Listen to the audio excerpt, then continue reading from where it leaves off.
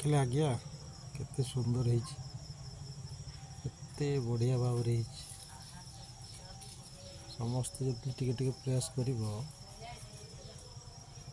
ତାହେଲେ ପରିବା market rate କମିଯିବ, ନିଶ୍ଚୟ କମିବ। ସମସ୍ତେ ଚେଷ୍ଟା କର ଘରେ କିଛି କିଛି କିଛି କିଛି